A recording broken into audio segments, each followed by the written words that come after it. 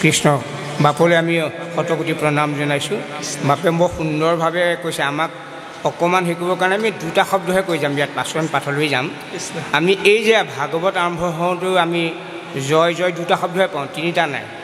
এই দুটা বিচাৰোঁতে গৈ আমি শেষত পালোঁগৈ মানে মূল সংস্কৃত ভাগৱতৰ বংগ অনুবাদ কৰিছে এখন এভাগ কিতাপত, তাত পালোঁগৈ এই জয় জয়টো হ'ল প্ৰথম জয়টোৱে অনন্ত কোটি ব্ৰহ্মাণ্ডৰ অধিকাৰী ভগৱন্তৰ জয় হওক কৃষ্ণৰ, আৰু দ্বিতীয় হ'ল সমস্ত জীৱৰ ঘটে ঘটে পৰমাত্মাৰ ৰূপে ভগৱন্ত যি পৰমাত্মা শক্তি আছে সেই পৰমাত্মা ঈশ্বৰ কৃষ্ণৰ জয় হওক। সেইকাৰণে জয় জয় দুটা শব্দ দি আছে। মাত্ৰ সেইখিনি কথাকে আমি আপোনাক খবৰ আগত অৱগত কৰিছোঁ। প্ৰথম জয়টোৱে অনন্ত কোটি ব্ৰহ্মাণ্ডৰ অধিকাৰী প্ৰভু ভগৱন্তক সম্বোধন কৰিছে, আৰু দ্বিতীয়টোৱে এই সমস্ত জীৱৰ ঘটে ঘটে থকা পৰমাত্মাৰ ভগৱন্তক জয় কৰিছে। সেইকাৰণে জয় জয় কৃষ্ণ জয়ৰ স্মৰণ মংগল কৰিছে। গতিকে আমি ইয়াৰ পাছৰ পদলৈ আগবাঢ়িছোঁ। কৃষ্ণ ভাগৱত ধৰ্ম কথন। ৰাম দ্বিতীয় স্কন্ধৰ কথা শুনিও চুকে, নৃপতিৰ প্ৰশ্ন পাছে শুনি মুনি সুকে। কৃষ্ণ পদ পংকজক ধৰি হৃদয়ত, তিলন্ত সিদ্ধান্ত তাংক সাধুবাদ কৰি, ধন্য নৰপতি মতি উত্তম তোমাৰ, পুছিলা যিটো কথা সংসাৰতে সাৰ, মুখ্যৰ সাধন ইটো জগতৰ হিত, ই লোভিলা মুকুতি যিটো তাহাৰ বাঞ্ছিত, নাহি জ্ঞান জাতি ধৰ্ম মাত্ৰ যাৰ কৰে, নিতে বুলি বিশ্ব পঞ্চ যজ্ঞক আচৰে, তাহাৰ শ্ৰোতব্য কথা আছে অসংখ্যাত, হৰি বিমুখৰ হৈ ব্যৰ্থে আয়ু পাত, দিন ভৈলে ধন কুটুম্বৰ চিন্তা কৰৈ, নিদ্ৰাশ্ৰী আলাপে ৰাতি আয়ু হৰৈ, মিছা বিষয়ক মাত্ৰ কৰৈ অভিলাষ, সিহেতু নেদেখৈ নৰে আপোন বিনাশ। কৃষ্ণৰাম ভাগৱত ধৰ্ম কথন পদবন্ধে আমাক প্ৰকাশ কৰিছে যে দ্বিতীয় স্কন্ধৰ কথা শুনিও উৎসুকে, নৃপতিৰ প্ৰশ্ন পাছে শুনি মনি সুকে। যে দ্বিতীয় স্কন্ধত উত্তৰ প্ৰদান কৰিবৰ বাবে আগবাঢ়িছে মহামুনি শুকগুৰুৱে। কাৰ প্ৰশ্ন? অভিশপ্ত গৃহস্থী ধৰ্ম পালন কৰা সংসাৰী জীৱ, নাম হ'ল পৰীক্ষিত। যিহেতু আপোনাৰ সৰ্বজানন্তা, গতিকে আমি কাহিনী বৰ বিশেষ দীঘলীয়া নকৰি পৰীক্ষিত নামৰ এটি জীৱ আত্মাই কৰা এটা অপৰাধৰ পৰা পৰিত্ৰাণ পাবৰ বাবে উপায় চিন্তা কৰিছিল, আৰু সেই উপায় চিন্তা কৰি থাকোঁতেই তেওঁৰ সোঁৱে বাৱে উপস্থিত হৈছিল পূব পশ্চিম উত্তৰ দক্ষিণ চাৰিও দিশৰ পৰা আহি ত্ৰিকালদৰ্শী ৬০,০০০ ঋষিমুনি। আৰু সেই ৬০,০০০ ঋষিমুনিৰ উপস্থিতিত ৰজা পৰীক্ষিতে সেৱা নিবেদন কৰিছিল যে আমি বুজি পাইছোঁ যে তোমালোক আমাৰ কাষত আহি কিয় উপস্থিত হৈছা, কিয়নো আমি এজন ব্ৰাহ্মণৰ লগত নকৰিব লগা এটা কৰ্ম কৰিছিলোঁ। শ্ৰমিক মুনিৰ ওচৰত এটি জগৰ লগাইছিলোঁ, আৰু শ্ৰমিক মুনিৰ ওচৰত লগোৱা সেই জগৰত আমি অভিশাপিত হ'ব লগা হ'ল, আৰু সেই অভিশাপৰ পৰা পৰিত্ৰাণ পোৱাৰ উপায় আমি চিন্তা কৰা হৈছে। আৰু তোমৰা হ'ব আহি সেই উপায় প্ৰদান কৰিবৰ বাবে, আমাক অভয় দান দিবৰ বাবে আমাৰ সোঁৱে বাৱে আহি উপস্থিত হৈছা। গতিকে আমি পোনে পোনে তোমৰা হ'বৰ চৰণ কমলত সেই প্ৰশ্নভাগী আগবঢ়াই দিব বিচৰা হৈছে, উত্তৰ লাগে আমাক। আৰু সেই প্ৰশ্ন প্ৰথম স্কন্ধত প্ৰকাশ কৰিছে। ৰাম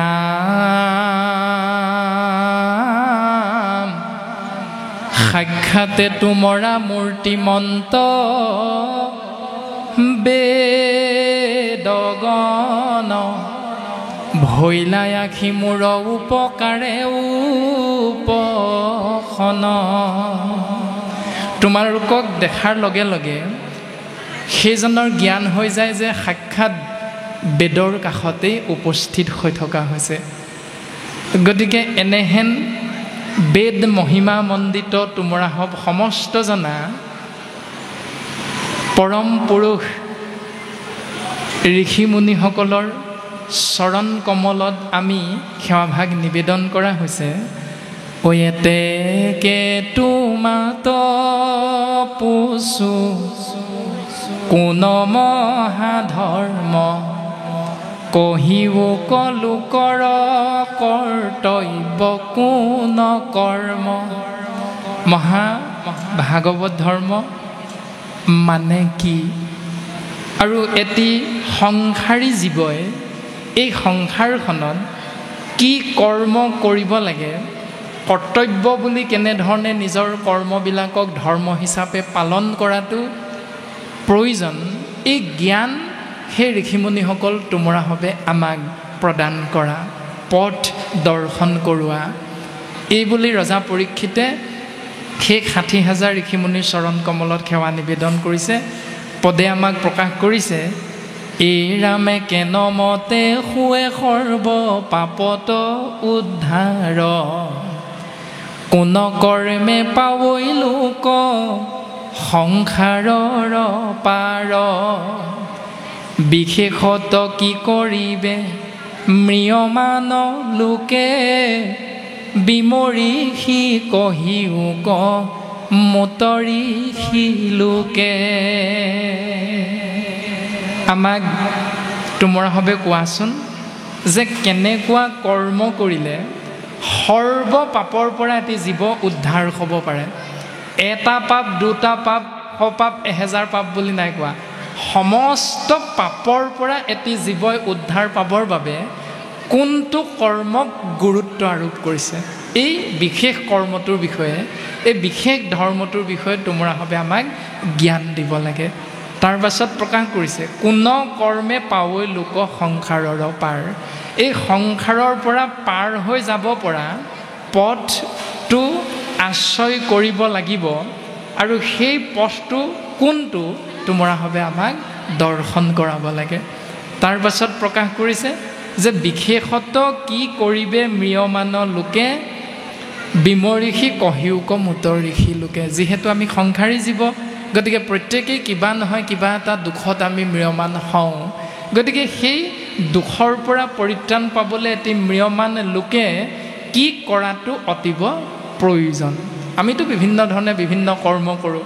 তাৰে এটা উদাহৰণ যদি আমি চাওঁ, আজি আমি পোনে বাটচৰাৰ পৰা সোমাওঁতেই গুৰুগৃহৰ ফালে মূৰ কৰি সেৱাভাগ নিবেদন কৰোঁতে আপোনাসৱ শ্ৰী চৈতন্যমূৰ্তি ভকত ভগৱন্তৰ চৰণত সেৱাভাগ আগবঢ়াই দিওঁতেই আমাৰ চকু দুটা গুচি গৈছিল নামঘৰৰ বাওঁফালে মণিকূটৰ কাষত এভাগী স্থানলৈ।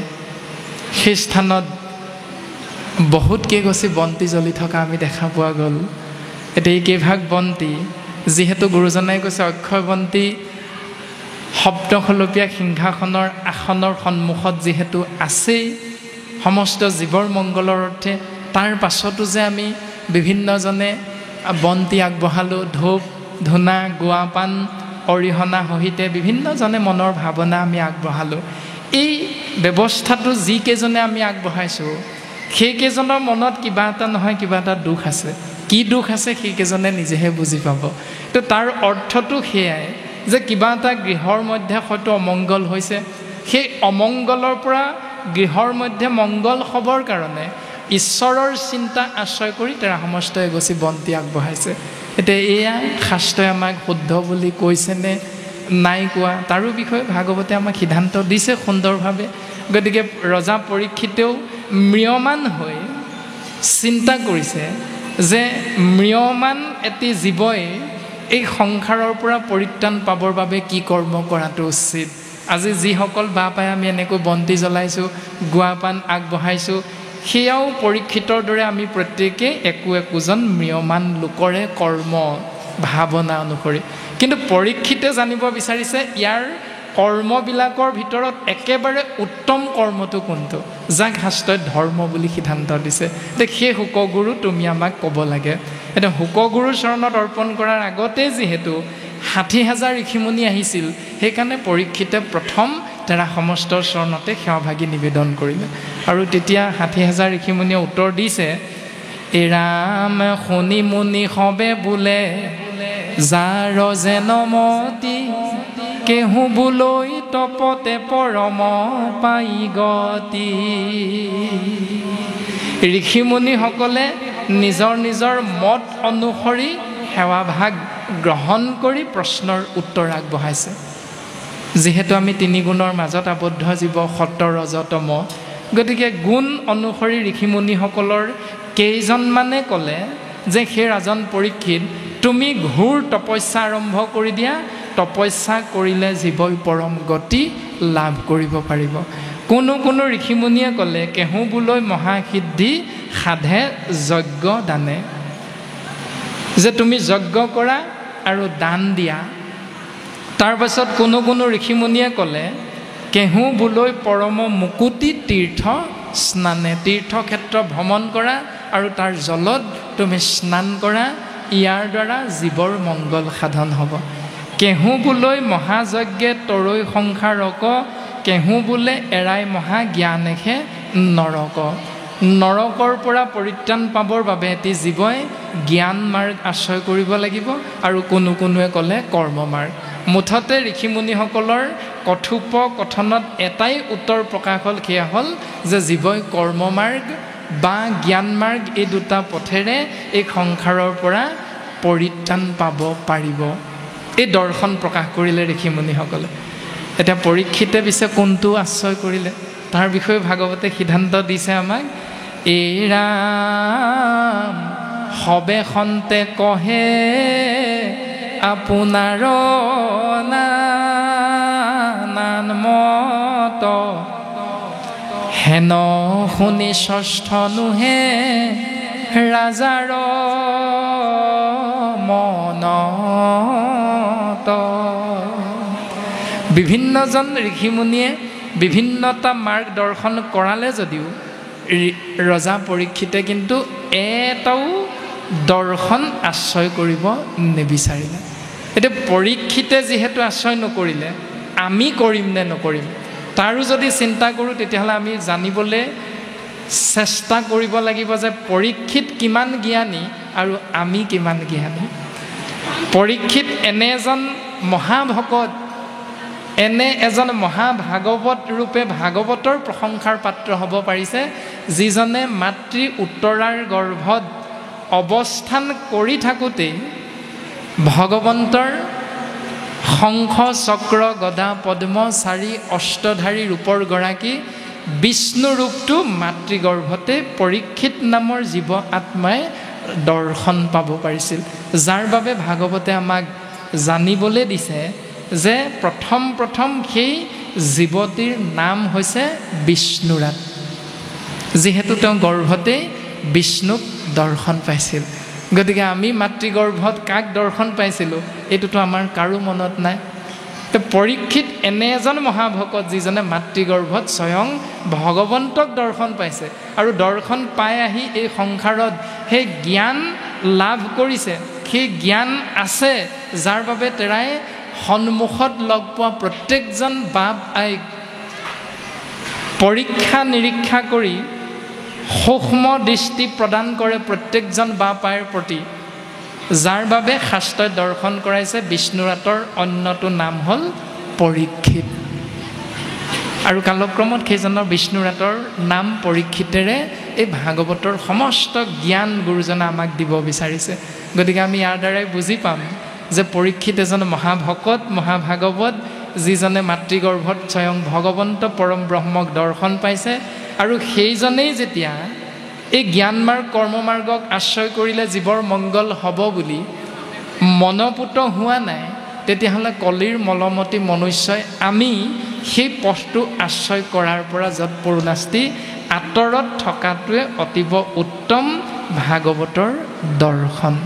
আৰু তাৰ পাছত মহামানী শুকগুৰুৰ কৃপাধন্য হৈছে, শুকগুৰুৰ চৰণতো এই প্ৰশ্নভাগী আগবঢ়াই দিছে। ৰামে তোমাৰ চৰণে মৰণ সময়ে পচুহু প্ৰভু সাম্প্ৰত মৃয়মাননৰে সদায়ে কি কৰ্ম কৰিবে ইটো লোকতে। সেই গুৰুদেৱ ঋষিমুনিসকলক মই সুধিছিলোঁ, কিন্তু তেৰা সমস্তই গুণ অনুসাৰে বিভিন্নতা উত্তৰ প্ৰদান কৰিলে আমাক। আমাৰ দেখোন এটাও পচন্দৰ নহ'ল গুৰুজন, কিয়নো আমাৰ হাতত আছে মাত্ৰ সময় 7 দিন। সেইকাৰণে 7 দিনত যজ্ঞ কৰা, তীৰ্থ ভ্ৰমণ কৰা দুৰূহ কৰ্ম, গতিকে এইবিলাক আমাৰ মনোভূত নহ'ল গুৰুদেৱ। গতিকে আপোনাক আমি দৰ্শন পালোঁ, গতিকে আপুনি আমাক এটা সদ উত্তৰ প্ৰদান কৰিব লাগে। আৰু ইয়াৰ প্ৰাক মুহূৰ্তত ভাগৱতৰ পদে আমাক এটি সুন্দৰ দৰ্শন দিছে। সেই দৰ্শনটো কি? পৰীক্ষিতৰ পদ্ম মুখখনতে প্ৰকাশিত হৈছে। অ দেৱৰো দুৰ্লভ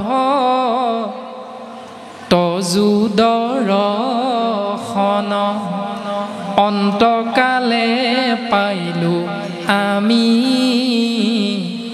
আন হেতু নাই, কৃষ্ণৰে হে কৃপা কিনো ভৃত প্ৰিয় স্বামী। সেই গুৰুদেৱ এই যে নিবিচৰাকৈ ভাবি নথকাকৈ আমি যে কৈ দিওঁ বোলে গৃহতে থাকিয়া দেখিলোঁ তজু চৰণ। আমাৰ গৃহৰ মধ্যে যেতিয়া 2-3জনমান ভকতৰ আগমন হয়, আমিতো ভাবি নাথাকোঁ ভকত 2জনমান আহিব এতিয়া আমাৰ গৃহলৈ। অস্বাভাৱিকভাৱে যেতিয়া ওলাই দিয়েহি, তেতিয়াও পৰীক্ষিতৰ সেই দৰ্শনটো আমি আশ্ৰয় কৰোঁ যে গৃহতে থাকিয়া দেখিলোঁ তজু চৰণ। যে আজি গৃহত থাকি আমি তোমৰা হ'বৰ দৰে দেৱতো তীৰ্থটো কৰি ভকত এখেবৰ, ভকতক ভজিলে গুচয় কৰ্মজৰ। কৰ্মবন্ধনৰ মাজত থাকি আমি কৰ্মবন্ধনৰ পৰা মুক্ত হোৱাৰ বাবে শাস্ত্ৰসন্মতে আজি তোমৰা হম মহামহন্তৰ দৰ্শন পালোঁ। আৰু পৰীক্ষিতৰ এই দৰ্শন আমি আশ্ৰয় কৰোঁ বাস্তৱসন্মত গৃহস্থী ধৰ্ম পালন কৰা বা পায়সকলে। আৰু পৰীক্ষিতে কি কৰিছে যে আন হেতু নাই, হেতু মানে কাৰণ। ইয়াৰ অন্য কাৰণ একো নাই, কাৰণ এটাই কৃষ্ণৰেখে কৃপা, অৰ্থাৎ ভগৱন্তৰ কৃপা হোৱাৰ বাবে আমি সেৱকৰ প্ৰতি ভগৱন্তই এই কৃপাটো কৰাৰ বাবে তোমৰা হ'বৰ দৰে মহামহন্তক আমি গৃহত থাকিয়ে দৰ্শন পালোঁ, চৰণ সেৱা কৰিবলৈ সৌভাগ্যৱন্ত হ'লোঁ। এতিয়া এই দৰ্শনটো মহামানী পৰীক্ষিতৰ দৰ্শন। এতিয়া আমি বাস্তৱসন্মত পৃথিৱীখনত এইটো কেনেকৈ পালন কৰোঁ? ইয়াৰ লগত কিবা পাৰ্থক্য আছে নেকি? আমি যদি চিন্তা কৰোঁ, আমাৰ সীমিত জ্ঞানেৰে ঢুকি পোৱা এটা সৰু চিন্তা মাত্ৰ আমি আগবঢ়াই দিব বিচৰা হৈছে। কথাটো হ'ল এনেধৰণৰ, যেতিয়া আমি মংগল বিচাৰি ভগৱন্তৰ চৰণত সেৱাভাগ নিবেদন কৰোঁ, সেই নিবেদন ভাগ কেনে ধৰণৰ হয় যে পৰলোকগামী হোৱা পিতৃ বা মাতৃৰ অৰ্থে বা ইষ্ট মিত্ৰ কুটুম্ব বংশ পৰিয়ালৰ কোনোবা এজনৰ পৰলোকগামী হ'লে আমি সেই আত্মাৰ সদ্গতিৰ অৰ্থে সেই আত্মাৰ এটা নামাকৰণ কৰা হয়, সেয়া হ'ল বিদেহ। বি মানে নাই, দেহ মানে শৰীৰ। যাৰ এটা শৰীৰ নাই সেয়া হ'ল বিদেহ আত্মা। সেইকাৰণে আমি বিদেহী আত্মাৰ সদ্গতিৰ অৰ্থে ভগৱন্তৰ চৰণত আমি অনুষ্ঠান সাপেক্ষে 1 মিনিট মৌন প্ৰাৰ্থনা, নহ'লে অনুষ্ঠান সাপেক্ষে আমি একাদশ দিৱসত কাজ, তাৰ পাছত 12 নম্বৰ দিনটোত তৈলভোজন, কোনো সমাজত 10 নম্বৰ দিনটোত দহা আদি বিভিন্ন ধৰণে সমাজ বিশেষে নিয়ম পালন কৰা দেখা যায়। মূল দৰ্শন হ'ল যে বিদেহী আত্মাৰ মংগলৰ অৰ্থে এনেকৈ আমি কৰ্ম কৰোঁ, ভগৱন্তৰ চৰণত অৰ্পণ কৰোঁ। এতিয়া অৰ্পণ কৰোঁতে আমাৰ বিধি পথালি বিতি কৰ্ম ক'ত হয়? যেতিয়া 11 নম্বৰ দিনটোত তৈলভোজন কৰা হয় সন্ধিয়া সময়ত। খাৰ মাছ খোৱা এটা নিয়ম থাকে সমাজ বিশেষে। খাৰ মাছ খোৱাৰ পাছতে কি ব্যৱস্থা পালন কৰা হয়? ৰাতিলৈ 14 প্ৰসং, তাৰ পাছত হাজাৰী ঘোষা পাঠ, আৰু 10 নম্বৰ দিনা দহা কাজ, তাৰ পাছত 11 নম্বৰ দিনা কাজ, এনেকৈ 2 দিনা দুষাৰ নামৰ অন্তত ৰাতিলৈ যিখান নাম হয়, এই 3 উষাৰ নামৰ ভিতৰত ৰাতিৰ নামষাৰকে সাত্বিক নাম শ্ৰেষ্ঠ নাম হিচাপে আমাৰ সমাজত অকণ অকণ ব্যৱস্থা পালন কৰা দেখা যায়। মনৰ একোটা ভাৱনা নাম হয় তমগুণীয়া, তাৰ পাছত একাদশ দিৱসৰ দিনৰ যিখাৰ নাম ৰজগুণীয়া, তাৰ পাছত ৰাতিলৈ যিখাৰ নাম হয় সেইষাৰ সৎগুণীয়া নাম বুলি কোৱা হয়। এনেকৈ সমাজ বিশেষে বাপাইসকলৰ মনৰ মাজত কিছু কিছু চিন্তা থাকে। এতিয়া ভাৱনাটো হ'ল যে খাৰ মাছ খোৱা এটা নিয়ম থাকে সমাজ বিশেষে। যদি খাৰ মাছ খোৱা নিয়মটো পালন কৰোঁ আৰু পালন কৰাৰ পাছত যদি 14 প্ৰসংগ নামত আমি সেৱা কৰোঁ, সেই সেৱাভাগ শুদ্ধ নে অশুদ্ধ আমি অকণমান চিন্তা কৰিলে বুজি পাই যাওঁ। 1 নম্বৰ। 2 নম্বৰ আহিল মংগলৰ অৰ্থে কি কৰোঁ? সন্তানটোৱে মেট্ৰিক পৰীক্ষা দিবৰ বাবে যেতিয়া নিৰ্দিষ্ট দিন আহি পৰে বা এটি সন্তানে ইণ্টাৰভিউ দি চাকৰি এটা পাবৰ বাবে যেতিয়া নিৰ্দিষ্ট দিনটো আহে, তেতিয়া পিতৃ মাতৃয়ে প্ৰায়ে কয় বোলে শুনটো আমুকৰ গাঁৱত ভাগৱত পাঠ হৈছে, গতিকে তুমি তাতে বন্তি এগছ ধূপ অৰিহণা সহিতে সেৱাভাগ কৰি আহিবা, ঈশ্বৰে তোমাৰ মংগল কৰিব। যদি সন্তানটোৱে যাব নিবিচাৰে, পিতৃ মাতৃয়ে গৈ মনে মনে হ'লেও সন্তানৰ মংগল বিচাৰি সেই নিয়মটো পালন কৰা দেখা যায়। সেইটো শাস্ত্ৰসন্মত ভুল একো নাই। কিন্তু ভাগৱতৰ পদবন্ধে ক'লে আন হেতু নাই কৃষ্ণ ৰেখে কৃপা কিনো ভৃত্য প্ৰিয় স্বামী। ভগৱন্তই ভক্তৰ মনোবাঞ্ছা পূৰণ কৰি সন্তানক মেট্ৰিক পৰীক্ষাত সুখ্যাতিৰে উত্তীৰ্ণ কৰাই দিয়ে। তাৰ পাছত চাকৰিটো সন্তানটোৱে পায়। এয়া ভগৱন্তৰ কৃপা, গুৰুদেৱ নাম ভকতৰ আশীৰ্বাদ। কাৰণ ভাগৱতে সিদ্ধান্ত দিছে আমাক, ভকত সকলে যেবে কৰৈ আশীৰ্বাদ, তেবে খেমি লয় সিটো কৃষ্ণৰ প্ৰসাদ। ভকতে আশীৰ্বাদ দিয়াৰ বাবে ভক্তই সেই কৰ্মত কৃতকাৰ্যতা লাভ কৰিব পাৰিলে, সিদ্ধি লাভ কৰিব পাৰিলে। তাৰপাছত ভগৱন্ত ৰৈ থাকে যে মোৰ হৈ মোৰ ভক্তই নাম এষাৰ কৰিব, মোৰ হৈ মোৰ ভক্তই নাম এষাৰ কৰিব। কিন্তু সময়ৰ সোঁতত আমি পাহৰি যাওঁ। আৰু যিদিনা চাকৰিটো পায়, যিদিনা মেট্ৰিকত সুখ্যাতিৰে উত্তীৰ্ণ হয়, তেতিয়া ধন্যবাদটো কাক দিওঁ? বৃত্তি কৰ্মটো সেইখিনিতে আছে। গুৰুত দিম, দেৱত দিম, ভকতত দিম, নামত দিম বুলি কৈ আমি কঠীয়া যে পাৰোঁ 4 মুঠি বাপাইসকলে কঠীয়া পাৰিবলৈ যাওঁতেও বাপসকলে আমি গুৰু দেৱ নাম ভকতৰ নামত প্ৰথম 4 মুঠি ছটিয়াই লওঁ, তাৰ পাছতহে বাকীখিনি কঠীয়া আমি পৰা যায়। আৰু ভগৱন্তত অৰ্পণ কৰাৰ বাবে সুন্দৰভাৱে ভগৱন্তই কৃপা কৰে, লহপহকৈ কঠীয়া ডাঙৰ হয়, তাৰ পাছত ৰোৱা সোণগুটি লাগে, তাৰ পাছত সেয়া লখিমী হিচাপে গৃহলৈ চপাই অনা যায়। তাৰ পাছত 9 মুঠি খোৱা হয়। এতিয়া 9 মুঠি খাওঁতে ডাঠ হয়নে পাতল হয়, তাতেই ভাগৱতে কোৱা সিদ্ধান্তটো আছে। পৰীক্ষিতে কৈছে যে ইয়াৰ কাৰণ বেলেগ একো নাই, ঈশ্বৰৰ কৃপা, সেইকাৰণে ধন্যবাদটো ঈশ্বৰক দিছে। প্ৰভু তোমাৰ কৃপাতহে 60,000 ঋষিমুনিৰ চৰণ দৰ্শন পালোঁ, তোমাৰ কৃপাতহে মহামানী শুকগুৰুৰ চৰণ দৰ্শন পালোঁ। এতিয়া এয়া হ'ল ৰজা পৰীক্ষিতৰ দৰ্শন চিন্তা। আৰু আমাৰ আদৰ্শটো কি? গুৰুদেৱ নাম ভকতত দিম বুলি কৈ আপুনি মই ধন্যবাদটো কাক দিওঁ? ৰৌ মাছ এটা। ধন্যবাদটো কাক দিওঁ? আমলৰীয়া হাঁহটোক। ধন্যবাদটো কাক দিওঁ? 2টা ব্ৰইলাৰ। এইটো হ'ল আমাৰ ভাগৱত পঢ়ি পঢ়ি, ভাগৱত শুনি শুনি ভাগৱতৰ বিপৰীত নিয়ম পালন কৰা বাপাইসকলৰ স্বভাৱটো। ঈশ্বৰে কৃপা কৰিলে মেট্ৰিকত সুখ্যাতিৰে উত্তীৰ্ণ হ'ল, আৰু উত্তীৰ্ণ হোৱাৰ লগে লগে ৰাতিলৈ কি হ'ল? খানা এটা হ'ল। সেই খানাটো যে খালোঁ, ধন্যবাদটো ব্ৰইলাৰ 2টাক দিলোঁ, ধন্যবাদটো আমলৰীয়া হাঁহটোক দিলোঁ, সেইটো হ'ল শাস্ত্ৰৰ বিপৰীত নিয়মটো। কিন্তু পৰীক্ষিতে সেইটো নাই কৰা। পৰীক্ষিতে ধন্যবাদটো দিছে ঈশ্বৰক, প্ৰভু তোমাৰ কৃপা হোৱাৰ বাবেহে আমি মহামানী শুকগুৰুৰ চৰণ দৰ্শন পালোঁ। আৰু লগে লগে শুকগুৰু ক'ৰ পৰা আহিল, শুকগুৰু কেনেকৈ আহিল, এইবিলাক কথাৰ পাতনি নাই মেলা। পোনে পোনে সুধিছে, প্ৰভু মই অপৰাধী, এজন ব্ৰাহ্মণৰ চৰণত অপৰাধ কৰিলোঁ, গতিকে অপৰাধৰ পৰা মুক্ত হ'বৰ বাবে তুমি আমাক পথটো বা মাৰ্গ দৰ্শন কৰাব লাগে, সমস্ত জীৱৰ মংগলৰ অৰ্থে।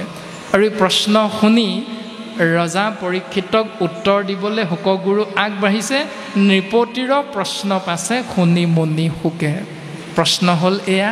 আৰু প্ৰশ্ন শুনি শুকগুৰুৱে কি কৰিছে? কৃষ্ণ পদ পংকজক হৃদয়ত ধৰি দিলন্ত সিদ্ধান্ত তাংক সাধুৰ বাদ কৰি। এতিয়া আমাৰ যদি বাপাইসকলৰ মাজত কেতিয়াবা প্ৰশ্ন উত্থাপন হয়, তেতিয়া আমাৰ কি হয়, বোলে তুমি শৰণ ল'লা নাই, বোলে নাই লোৱা নহয়, তেতিয়াহ'লে শৰণভাগ লৈ আহিবা যোৱা, তাৰপাছত কথাখিনি জানিবৰ বাবে মোৰ ওচৰলৈ আহিবা। আমাৰ প্ৰশ্ন সোধাজনৰ উত্তৰটো দিবলৈ, উত্তৰ দিব বিচৰাজনৰ চিন্তাটো হ'ল তেনেকুৱা। কিন্তু ভাগৱতৰ পদে আমাক গুৰুজনাৰ ওচৰত শিষ্যজনাই অৰ্পণ কৰা প্ৰশ্নৰ উত্তৰ দিবলৈ যাওঁতে গুৰুজনাৰ স্বভাৱটো আমাক দৰ্শন কৰাইছে কেনেকুৱা হ'ব লাগে, যে কৃষ্ণ পদ পংকজক হৃদয়ত ধৰি। পোনে পোনে শুকগুৰুৱে কোৱা নাই, ৰজা হৈ তুমি এইটো প্ৰশ্নৰ উত্তৰ নাজানানে, তুমি কেনেকৈ ৰজা হ'লা, এনেকৈ পৰীক্ষিতক ককৰ্থনা নাই কৰা। শুকগুৰুৱে কৈছে যে ভগৱন্তৰ পদুম ফুলৰ নিচিনা চৰণ যুগলক হৃদয়ত ধাৰণ কৰিছে, আৰু ধাৰণ কৰি প্ৰশ্নকৰ্তা শিষ্যৰূপী ৰজা পৰীক্ষিতৰ ফালে চাই প্ৰশংসা কৰিছে, দিলন্ত সিদ্ধান্ত তাংক সাধুৰ বাদ কৰি। সেই ৰাজন, তুমি ৰজা নহয়, তুমি এজন মহান সাধু, তুমি এজন পৰম বৈষ্ণৱ, তুমি এজন পৰম ভকত হয় কাৰণেহে তোমাৰ পদ্ম মুখখনতে জগতৰ কল্যাণমূলক এক সুন্দৰ ভাৱনাযুক্ত প্ৰশ্নৰ উদয় হৈছে, তোমাৰ মুখেৰে প্ৰকাশ হৈছে। গতিকে তুমি ধন্য ৰাজন, তুমি ধন্য, ধন্য নৰপতি মতি উত্তম তোমাৰ। তুমি ৰজাৰ ভিতৰত শ্ৰেষ্ঠ ৰজা, আৰু তোমাৰ মতটো অতি উত্তম মত, তোমাৰ চিন্তা অতি উত্তম। পুছিলাহা যিটো কথা সংসাৰতে সাৰ। তুমি যিটো কথা সুধিলা, এই প্ৰশ্নটোৰ উত্তৰ আমি যেতিয়া দিম, উত্তৰ দিয়াৰ পাছত এই সংসাৰত তুমিও নাথাকিব পাৰা, আমিও নাথাকিব পাৰোঁ, কিন্তু যিসকল থাকিব এই সংসাৰত ভৱিষ্যত প্ৰজন্মৰ বাবে যুগে যুগে এই প্ৰশ্নৰ উত্তৰ সংসাৰৰ বাবে সাৰ ৰূপে পৰিগণিত হ'ব। গতিকে তুমি এজন উত্তম সাধু হোৱাৰ বাবে এনে উত্তম প্ৰশ্ন তোমাৰ পদ্ম মুখখনতে নিগৰিত হৈছে ৰাজন। তাৰপাছত প্ৰকাশ কৰিছে, মুখৰো সাধন ইটো জগতৰ হিত, লভিলা মুকুতি যিটো তাহাৰো বাঞ্ছিত। তুমি যি প্ৰশ্ন কৰিলা, জীৱৰ স্বাভাৱিক দৰ্শন হ'ল কৃষ্ণ নাম আশ্ৰয় কৰাৰ লগে লগে 5টা সিদ্ধি লাভ হয়। সেয়া হ'ল সাৰূপ্য, সামীপ্য, সালোক্য, সাযুজ্য, নিৰ্বাণ বা মুখ্য। এতিয়া এই 5 প্ৰকাৰ সিদ্ধি এজন ভক্তই ঈশ্বৰৰ নাম অমৃত শ্ৰৱণ কীৰ্তন মহাভক্তিৰ মাধ্যমেৰে লাভ হয়। কিন্তু ৰাজন, লভিলা মুকুতি যিটো তাহাৰো বাঞ্ছিত, যিজনে আমি উত্তৰ দিবলৈ বিচৰা সেই উত্তৰটো আশ্ৰয় কৰিব, তেওঁলোকে মুক্তি পোৱাৰ পাছতো এই ব্যৱস্থাটো পালন কৰি থাকিব পাৰিব সুন্দৰভাৱে। অৰ্থাৎ আমি যে আজি নামঘৰত কৃষ্ণ নাম আশ্ৰয় কৰিছোঁ, গুৰুগৃহত এই কৃষ্ণ নাম আশ্ৰয় কৰা মহান পুণ্যৰ বলত আমি যদি স্বৰ্গলৈকে যাব পাৰোঁ, তেতিয়াহ'লে স্বৰ্গত গৈ আমি বেলেগ কাম কৰিবলৈ নাপাওঁ, আমি কেৱল ভকতৰ নিচিনাকৈ কৃষ্ণ নামে আশ্ৰয় কৰিবলৈ পাম। যেনেকৈ এজন ব্যক্তিয়ে চাকৰিৰ পৰা অৱসৰ লোৱাৰ পাছত তেওঁ আকৌ এটা চাকৰি কৰিব পৰা বয়স থকাৰ কাৰণে তেওঁক চৰকাৰে আকৌ বেলেগ এটা চাকৰিও দি দিয়ে। এইখিনি কথা আমি বাস্তৱত বুজি নিশ্চয় পাওঁ কম বেছি পৰিমাণে, যে এজন ব্যক্তিয়ে যদি চাকৰিৰ পৰা ৰিটায়াৰ হয়, অৱসৰ লয়, তাৰ পাছত তেওঁ যদি বয়সটো থাকে, তেওঁ পুনৰ আকৌ চাকৰি কৰিব পৰা সৌভাগ্যৱন্ত হৈ থাকে, সেই সুবিধাটো পায় চৰকাৰৰ পৰা। কিন্তু চাকৰিটো কৰিব নকৰিব সেইটো তেওঁৰ ব্যক্তিজনৰ নিজৰ চিন্তাৰ ওপৰত নিৰ্ভৰ কৰে, তেওঁ চাকৰি কৰিব নে নকৰে। তো শাস্ত্ৰই কৈছে যে এই সংসাৰত ভকতৰ সংগত কৃষ্ণ নাম ল'লোঁ, কৃষ্ণ নাম আশ্ৰয় কৰাৰ বাবে আমি মুকুতি পালোঁ, সালোক্য বা সাৰূপ্য। কিন্তু এই মুকুতি লাভ কৰাৰ পাছত আমি যিটো পদবী পাম, সেই পদবীটো আমি কেৱল কৃষ্ণ নাম আশ্ৰয় কৰাৰে সৌভাগ্যৱন্ত হৈ থাকিম। অৰ্থাৎ ইহকাল পৰকাল অনন্ত কালৰ বাবে এজন ভকতৰ লাভ হয় কৃষ্ণ নাম আশ্ৰয় কৰাৰ জৰিয়তে। এই দৰ্শনটো ৰজা পৰীক্ষিতৰ আগত উত্তৰ সাপেক্ষে মহামানী শুকগুৰুৱে প্ৰদান কৰিছে। তাৰ পাছত পদে আমাক প্ৰকাশ কৰিছে, অনাহি জ্ঞান যাৰ জাতি ধৰ্ম মা মাত্ৰ কৰে নিতে বলি বিশ্ব পঞ্চ যজ্ঞ আচৰে তাহাৰ শ্ৰুতব্য কথা আছে অসংখ্যাত হৰি বিমুখৰ হৈ ব্যৰ্থে আয়ুপাত যিসকল প্ৰকৃততে হৰি বিমুখ অৰ্থাৎ ঈশ্বৰ চিন্তাৰ মাজেৰে জীৱন আগবঢ়াই নিব নিবিচাৰে যিসকলে তেওঁলোকৰ আয়ুসবিলাক ব্যৰ্থ বুলি শাস্ত্ৰই সিদ্ধান্ত দিছে যে তেওঁলোকে শুনিব লগা তেওঁলোকে পালন কৰিব লগা বহু কথা আছে কিয়নো তেওঁলোকে পৰিত্ৰাণ পাবৰ বাবে নিজৰ মংগল বিচাৰি এই সংসাৰত পাঁচটা কৰ্মক যজ্ঞ হিচাপে পালন কৰি থাকে আৰু সেই কৰ্ম যজ্ঞৰ দৰ্শনটো আমাক সুন্দৰভাৱে সিদ্ধান্ত দিছে এৰা দেৱ ঋষি পিতৃভূত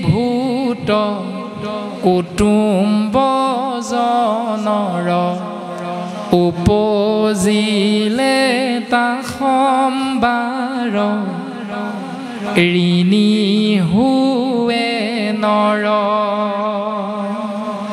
এই পাঁচটা ধাৰ আমাৰ প্ৰত্যেকৰে লাগি থাকে জন্মগতভাৱে আমাৰ উপাধি কি দৰকাৰ নাই আমাৰ সম্প্ৰদায় কি দৰকাৰ নাই আমাৰ শিক্ষাগত অৰ্হতা কিমান এয়াও ভাগৱতে আমাক দৰ্শন কৰোৱা নাই এটাই সিদ্ধান্ত দিছে দেৱ ঋষি ভূত পিতৃ কুটুম্বজনৰ উপজিলে তা সম্বাৰ ঋণী হোৱে নৰ জন্মগতভাৱে তুমি ব্ৰাহ্মণ ক্ষত্ৰিয় বৈশ্য শূদ্ৰ য'তেই জন্মগ্ৰহণ নকৰা কিয় তোমাৰ পাঁচটা ধাৰ লাগি আহে সেই জীৱ এই বুলি গুৰুজন বস্তুৱে শাস্ত্ৰসন্মতে আমাক সেই পাঁচটা ধাৰৰ কথা দৰ্শন কৰাইছে আৰু সেই পাঁচটা প্ৰথম দেৱঋণ তাৰপাছত ঋষি ঋণ তাৰপাছত ভূত ঋণ তাৰপাছত পিতৃ ঋণ তাৰপাছত কুটুম্ব ঋণ বা পোষ্য ঋণ এতিয়া পাঁচটা ধাৰৰ পৰা মুক্ত হ'বলৈ আমি প্ৰত্যেকেই পাঁচটা কৰ্ম কৰোঁ যাক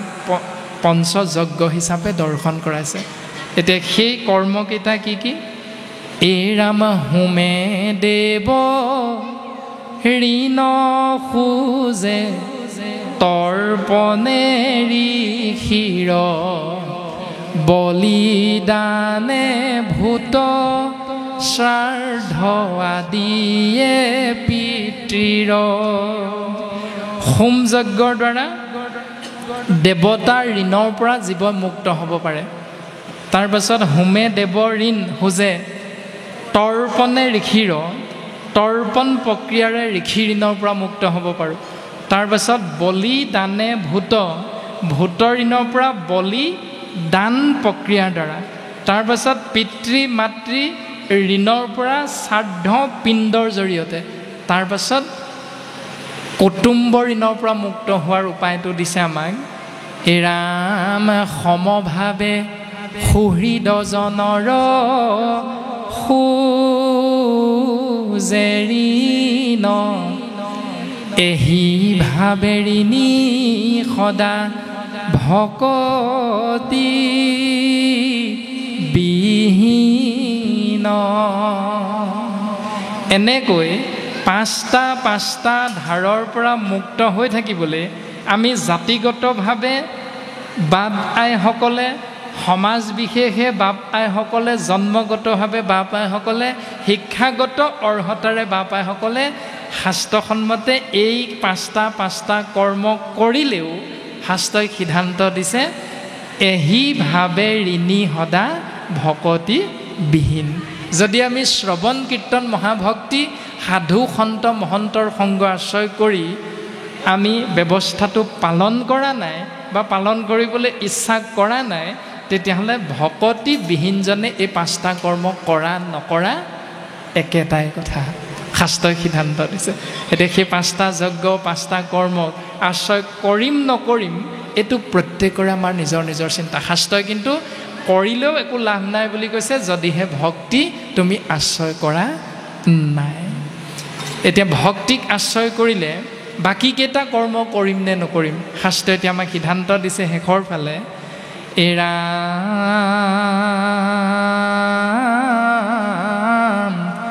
এহি ভাবেৰিণী সদা ভকতি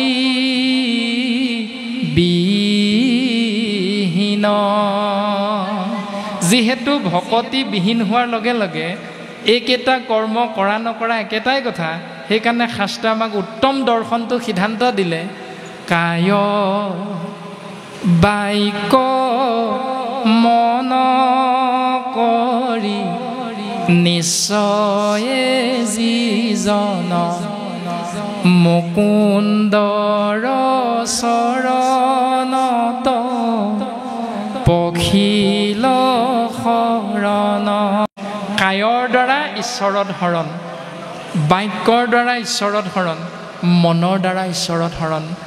এতিয়া কায় বাক্য মনৰ প্ৰত্যেকৰে তিনিটা ধৰ্ম আছে, সেইকাৰণে 9 বিধ ভক্তি, 9টা ধৰ্ম। কায়ৰ দ্বাৰা 3টা, বাক্যৰ দ্বাৰা 3টা, মনৰ দ্বাৰা 3টা। এতিয়া বাক্যৰ 3টা ধৰ্ম আপোনাসৱ যিহেতু সমস্ত জনা শৰণীয়া ভজনীয়া, আমি মাত্ৰ চমুকৈ এটাহে উদাহৰণ এটা দিয়া হৈছে মাত্ৰ শাস্ত্ৰই কোৱা দৰ্শন, যে বাক্যৰ 3টা ধৰ্ম হ'ল সত্য, প্ৰিয় আৰু হিত। আমি উচ্চাৰণ কৰা বাক্যত এই 3টা ধৰ্ম থাকিব লাগিব, অৰ্থাৎ সত্য হ'ব লাগিব, দ্বিতীয়তে প্ৰিয় হ'ব লাগিব, তৃতীয়তে হিত হ'ব লাগিব। আমি মুখেৰে উচ্চাৰণ কৰা বাক্যটো প্ৰথম সত্য হ'বই লাগিব। দ্বিতীয়তে সত্য হ'লেও নহ'ব যদিহে অপ্ৰিয় হয়, তাৰমানে প্ৰিয় হ'ব লাগিব। যিসকলে আমি শ্ৰৱণ কৰিম, শ্ৰৱণকৰ্তাসকলৰ বাবে কাণত মধুৰ হ'ব লাগিব, শুনিলে আৰু শুনিম লাগিব। এই দৰ্শনটো প্ৰকাশ কৰা হৈছে যে প্ৰিয় হ'ব লাগিব। তাৰ পাছতে হিত সাধন হ'ব লাগিব, যে সত্য হ'লেও নহ'ব, প্ৰিয় হ'লেও নহ'ব যদিহে তোষামোদ কৰা হয়। তাৰমানে সমাজৰ হিত যদি সাধন নহয়, তেতিয়াহ'লে সত্য হ'লেও প্ৰিয় হ'লেও বাক্যৰ 3টা ধৰ্মৰ ঠাইত 2টাহে থাকিল, তেতিয়াহ'লে সেইটোৰ দ্বাৰাও জীৱৰ পূৰ্ণাংগ ৰূপত ঈশ্বৰৰ কৃপা লাভ হ'ব নোৱাৰে। গতিকে 3টাকৈ বাক্য, শৰীৰৰ, মনৰ যিহেতু 9টা ধৰ্ম আছে, শৰণ লওঁতে শৰণীয়া গুৰুজনে আমাক, শৰণ আচাৰ্যজনে আমাক সুন্দৰভাৱে এই ধৰ্মখিনিৰ বিষয়বস্তু বুজাই দিছে। যদি আমাৰ পালনত ক'ৰবাত ব্যৰ্থতা আহিছে, আমি যদি ব্যৰ্থ হৈছোঁ, তেতিয়াহ'লে আমি আকৌ জ্ঞানীসকলৰ ওচৰত সেই বিষয়বস্তুখিনি খৰচি মাৰি জানি লৈ, বোলে প্ৰভু আমাৰ এনেকৈ পালনত অকণমান খেলি মেলি লাগি আছে, অকণমান পাহৰাও হৈছে, গতিকে আপুনি অকণমান কৃপা কৰকচোন। এনেকৈ আমি জ্ঞানীসকলৰ লগত আলাপ আলোচনাৰ জৰিয়তে নিয়মখিনি আকৌ শুধৰণি কৰি আমি পুনৰ জীৱনৰ বাটটো আগুৱাই নিবলৈ চেষ্টা কৰিব লাগে। যে মই ইমান চনতে শৰণ ল'লোঁ, এই বুলি কৈ গপত অন্তত উফন্দি নাথাকি আমি বিষয়বস্তুখিনি আকৌ খৰচি মাৰি জনাটোত কোনো অপৰাধ নাই। এই দৰ্শনটো ভাগৱতে আমাক সিদ্ধান্ত দিছে। গতিকে কায় বাক্য মন কৰি নিশ্চয়ে যিজন মুকুন্দ, মু মানে মুক্তি, কুণ্ড মানে গাত, এই ভৱ সংসাৰৰূপী গাতটোৰ পৰা যিজনৰ নামে উদ্ধাৰ কৰিব, সেই নামৰ গৰাকী হ'ল কৃষ্ণতত্ত্ব, আৰু তেওঁৰ অনন্ত কোটি নামৰ এক নাম হ'ল মুকুন্দ। মুকুন্দৰ চৰণ পখিল শৰণ। যিজনে সেই কৃষ্ণদেৱৰ চৰণ কমলত কায় বাক্য মন এক কৰি একচিতে শৰণাপন্ন হ'ব, তাৰ ঋণ খোজা সবে গৈল সমস্তৰ, নকৰিও ঋণী আৰু নুহি সিটো নৰ। নৰ মানে মনুষ্য। তেওঁ ওপৰত কৈ অহা 5টা কৰ্মক যজ্ঞ হিচাপে আশ্ৰয় নকৰাকৈও নিতে ঈশ্বৰ কৃষ্ণৰ চৰণ চিন্তা কৰি তেওঁ এই সংসাৰৰ পৰা মুকুতি লাভ কৰিব পাৰে। আৰু দ্বিতীয় স্কন্ধৰে পদবন্ধে আমাক এটি সিদ্ধান্ত দিছে, এৰাম অবস্তুক দেখাৱয় বস্তুক আৱৰি, এহিটো মুহুৰ মায়া জানানিষ্ট কৰি। ব্ৰহ্মাদেৱে জানিব বিচাৰিছে, ভগৱন্তৰ চৰণত সেৱা নিবেদন কৰিছে, আৰু ভগৱন্ত কৃষ্ণদত্তই ব্ৰহ্মাক কৈছে, ব্ৰহ্মা মোৰ মায়া সেয়াই, যে বস্তুবিলাকক দেখুৱাই আছোঁ, বস্তুবিলাকক ঢাকি ৰখা হৈছে, এইটোৱে মোৰ মায়া। আৰু তাকে কৃপালু গুৰুজন বস্তুৱে ক'লে, এই ৰাম পঞ্চভূতি দেহকে মায়া বুলি কয়, ক্ষিতি অপ মৰুত ব্যোম তেজ, সহজ অৰ্থত মাটি পানী বায়ু অগ্নি আকাশ। আৰু এই পঞ্চভূত যিজনাৰ দ্বাৰা সৃষ্টি হৈছে, যিজনাৰ দ্বাৰা পালন হৈছে, যিজনাৰ দ্বাৰা সংহাৰ হৈছে, তেওঁৰ নামেই হ'ল ভগৱান। ভ মানে ভূমি অৰ্থাৎ পৃথিৱী, গ মানে গগন অৰ্থাৎ আকাশ, ও মানে বায়ু, আ মানে অগ্নি বা অনল, ন মানে নীৰ অৰ্থাৎ পানী। মাটি পানী বায়ু অগ্নি আকাশ সমষ্টি হ'ল ভগৱান। আৰু আমাৰ শৰীৰটো এই পঞ্চভূতেৰে গঠিত। সেইকাৰণে শাস্ত্ৰই কৈছে পঞ্চভূতি দেহকেশে মায়া বুলি কয়। প্ৰমাণ দশম স্কন্ধত যশোদাই শিশু কৃষ্ণৰ দুষ্টামিবিলাকক সহ্য কৰিব নোৱাৰি গৃহৰ মধ্যে থকা গোটেইখিনি ৰছী একেলগ কৰি যেতিয়া কৃষ্ণক বান্ধিছিল, তেতিয়া যোৰা নমৰিছিলে মাত্ৰ 2 আঙুলে। এডালে বান্ধিছে 2 আঙুলে যোৰা নমৰে, দুডাল যোৰা দি বান্ধিছে 2 আঙুলেই যোৰা নমৰে, গোটেই দীঘল দীঘল ৰছীখিনি একেলগ কৰি বান্ধিছে, তথাপিতো 2 আঙুলেহে যোৰা নমৰে। এতিয়া সেই 2 আঙুল কি? যশোদাই ভাবিছিল মোৰ ল'ৰা, যশোদাই ভাবিছিল মই বান্ধিম। এইটোৱে হ'ল ভগৱন্তৰ মায়াটো। যশোদাই যেতিয়া মায়াত পৰিছে, গতিকে সেই ভাগৱতৰ দৰ্শন মায়া আমিও তাৰ মাজত থাকোঁ নেকি? অৰ্থাৎ মোৰ ল'ৰা, মোৰ মাটি, মোৰ বাৰী, মোৰ ধন, মোৰ সম্পত্তি, মই খুৱাইছোঁ, মই পিন্ধাইছোঁ, তোৰ কি হ'ল? এই যে ভাৱনা দুটা আমাৰ প্ৰায় থাকে। প্ৰমাণবিলাক ছ'চিয়েল মিডিয়াত পাই থাকোঁ। আগতে শিক্ষাগুৰুসকলক যেতিয়া আমাৰ পিতৃ মাতৃয়ে নাম লগাই দিছিল আমাক সৰুতে বিদ্যালয়ত, তেতিয়া পাচি এটাত বা খৰাহী এটাত বুট, মগু, কল কেইটামান, তামোল এটা, জনা নজনা বুজা নুবুজাৰ মাজেৰে পাণ দুখিলা, 10 টকামান, এটকামান, এটকা 4 অনা এনেকুৱাবিলাকেই আছিল। তেতিয়া অনা আছিল, গতিকে 8 অনা 4 অনা আগবঢ়াই নামটো লগাইছিল বিদ্যালয়ত। কিন্তু আজি 20,000 40,000 নহ'লে ল'ৰা ছোৱালীক নাম লগাব নোৱাৰোঁ। গতিকে সময় পৰিৱৰ্তনশীল। কিন্তু তেতিয়া আছিল এছাৰিৰ আগত বিদ্যা, শিক্ষা। আৰু এতিয়া ছ'চিয়েল মিডিয়াত আমিতো পায় দেখিয়ে থাকোঁ যে ছাত্ৰক যদি শিক্ষকে কেনেবাকৈ এছাৰিৰে এটা কোব মাৰে, তেতিয়াহ'লে পিতৃ মাতৃ তৎক্ষণাত গৈ শিক্ষাগুৰুক বাটতে হয়তো আগুচি ধৰিব যে ছাৰ, আপোনাকতো আমি ল'ৰাক মাৰিবলৈ বিদ্যালয়লৈ পঠিওৱা নাই, আমিতো পঢ়াবলৈহে পঠিয়াইছিলোঁ আপোনালোকক, আপোনালোকৰ ওচৰত শিক্ষা ল'বলৈহে পঠিয়াইছিলোঁ। গতিকে এইটো কি কাম কৰিছে আপোনালোকে?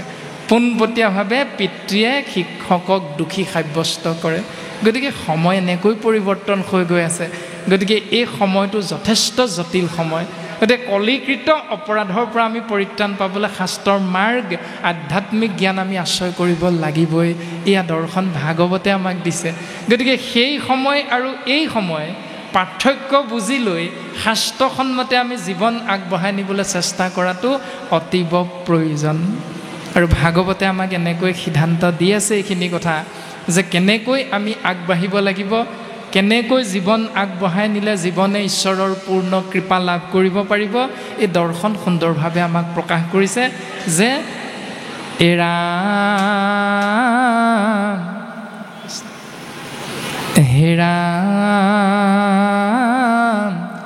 দিন ভৈলে ধন কুটুম্বৰ চিন্তা কৰোঁ, নিদ্ৰা স্ত্ৰী আলাপনে ৰাত্ৰি আয়ু হৰৈ, মিছা বিষয়ক মাত্ৰ কৰৈ অভিলাষ, সিহেতু নেদেখৈ নৰে আপোন বিনাশ। দেউতাক নামাচাৰ্য সন্ধিয়া সময়ত নামঘৰত সোমায় আৰু সন্তানে সেই সময়খিনিত চাৰিআলিৰ চুকত থকা দোকানখনত গৈ আড্ডা মাৰোঁ। গতিকে সময়ৰ লগত আমি নিজৰ জীৱন আগবঢ়াই নিলে কেনেকৈ ঈশ্বৰৰ কৃপা লাভ কৰিব পাৰিম, তাৰ দৰ্শন অকল নিজে বুজিলে নহ'ব। কাৰণ শাস্ত্ৰই কৈছে আপুনি আচৰি ধৰ্ম আনকো শিকায়, সেহি ভাগৱত ধৰ্ম জানা নিমিৰাই। এই দৰ্শন ভাগৱত ধৰ্মৰ দৰ্শন। গতিকে আমি পিতৃ যেতিয়া গুৰুগৃহত সোমাম সন্ধিয়া সময়ত, অন্ততঃ সন্তানটোকো আমি সেই বিষয়বস্তুৰ মাজলৈ লৈ যাবলৈ চেষ্টা কৰাটো শাস্ত্ৰসন্মত দৰ্শন। আৰু বৰ্তমান পদবন্ধে আমাক এইখিনিলৈকে আগবঢ়াই দিলে।